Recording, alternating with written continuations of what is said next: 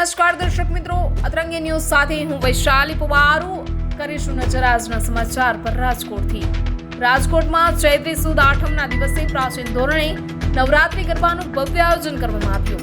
આવું વિગતવાર સમાચાર જાણીએ રિપોર્ટર જીતેન જીવરાજાની સાથે રાજકોટમાં ચૈત્રી સુદ આઠમના પાવન દિવસે પ્રથમ વખત અર્વાચીન નવરાત્રી ગરબાનું પ્રાચીન શૈલીમાં આયોજન થયું.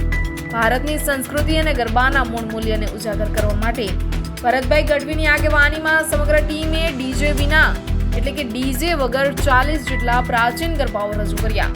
ગરબા માટે ધૂન મંડળી અને શેરીના રાસની જેમ પારંપરિક માહોલ સર્જાયો હતો.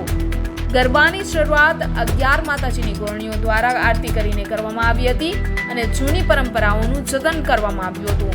હજારો ભક્તોએ શ્રદ્ધાપૂર્વક ભાગ લીધો અને માતાજીની આરાધનામાં લીન થયા. આ વિશિષ્ટ આયોજન લોકોએ ખૂબ માનપૂર્વક માણ્યું અને સંસ્કૃતિને જીવંત રાખવાનો સંદેશો આપ્યો. આ પ્રકારની સાંસ્કૃતિક કાર્યક્રમો અને અર્વાચીન નવરાત્રી પ્રત્યેની લાગણી ઊંડી ઢાળ કરી અને ભવિષ્યમાં પણ આવા આયોજનો થાય તેવું પણ જણાવ્યું હતું. તો આવું જાણીએ રિપોર્ટર જીતેન જીવરાજાની સાથે આયોજકો શું કહેવા માંગે છે. હાજી ભરતભાઈ, આ ચૈત્ર મહિનાના ગરબાનું આયોજન કરવા પાછળનું મુખ્ય કારણ શું છે? મુખ્ય કારણ આપણી લોક સંસ્કૃતિ, આપણે જે વારસો છે, ગરબા છે, એ લોકો સુધી પહોંચે. બન્યા રહો વધુ સમાચારો માટે અતરંગી ન્યૂઝ ચેનલ પર.